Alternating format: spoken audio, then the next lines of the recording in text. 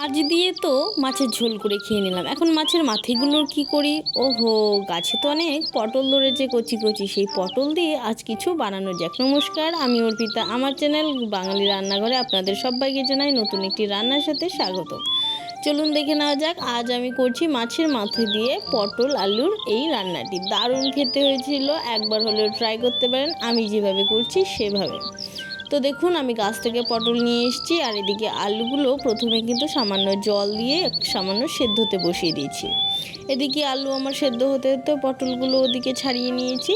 আলুটা একদম কিন্তু নরম তুলতুলে করে প্রায় সেদ্ধ করে নিয়েছি। তারপর নামিয়ে নিয়ে কড়া বসিয়ে দিলাম, আবার দিয়ে দিলাম কিছুটা পরিমাণ সরিষার তেল।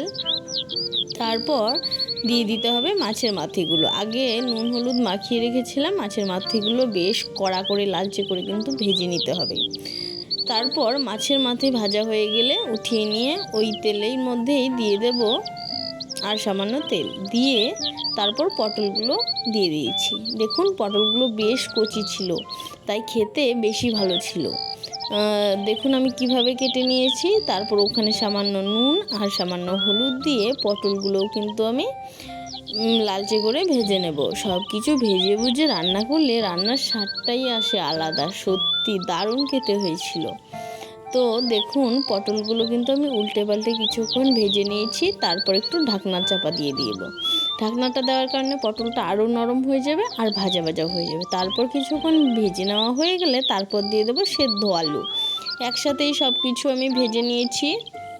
আর যারা আমার নিয়মিত ভিডিও দেখেন তারা অবশ্যই জেনে থাকবেন আমি খুব কম তেল মশলায় দারুণ স্বাদের রান্নাগুলো আপনাদের সামনে তুলে ধরি।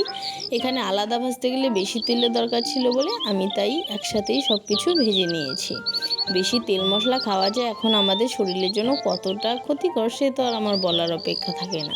তারপর পটলগুলো একটু সাইড করার পর দেখুন কতটা তেল জমে গেছে, তাই সেই তেলে দিয়ে দিলাম কিছু কালো জিরে ফোড়নে। তারপর কালো জিরেটা দিয়ে দিলাম মশলাতে কী দিয়েছিলাম সেটা শুনুন। ধনে, জিরে, লঙ্কা, রসুন আর পেঁয়াজ। তারপর কিছুক্ষণ মশলাটা কষিয়ে নিতে হবে বেশ কিছুক্ষণ সময় ধরে। ওতে দিয়ে দিলাম কিন্তু সামান্য নুন আর হলুদ দিয়ে কিছুক্ষণ নাড়িয়ে চাড়িয়ে সব কিছু একসাথে কিন্তু মিশিয়ে নিতে হবে। খুব হালকা আঁচে রান্না করবেন। আর বাটা মশলা দিয়ে রান্না করলে সত্যি রান্নাটি খেতেই হয় অসাধারণ। গুঁড়ো মশলার চেয়ে বাটা মশলা আমি তাই জন্য সবসময় ব্যবহার করি। তারপর আর কিছুক্ষণ কষিয়ে নিয়ে দিয়ে দিলাম ওখানে মাছের মাথাগুলো একটু ভেঙে চুড়ে দিলাম। ভেঙে চুড়ে দিলে কিন্তু স্বাদটা বেশি হয়। তারপর দেখুন আরও কিছুক্ষণ সময় ধরে কিন্তু কষাতে কষাতে একদম তেলটা ছেড়ে ছেড়ে আসবে, তখন বোঝা যাবে যে তেলটা ছেড়ে যাচ্ছে। সেই পর্যায়ে এসে দিয়ে দিতে হবে সামান্য ঝোল। এটা কিন্তু একটু মাখো মাখো হবে, একটু কিন্তু ঝোল হবে না, তাই সামান্য ঝোল দিতে হবে। তারপর কিছুক্ষণ সময় ধরে হালকা আঁচে ফুটিয়ে নিতে হবে বেশ কিছুক্ষণ সময় ধরে। তারপর দেখলেই বুঝতে পারবেন সব কিছু একটা মাখো মাখো ব্যাপার চলে আসবে আর তেলটা সাইডে সরে আসবে।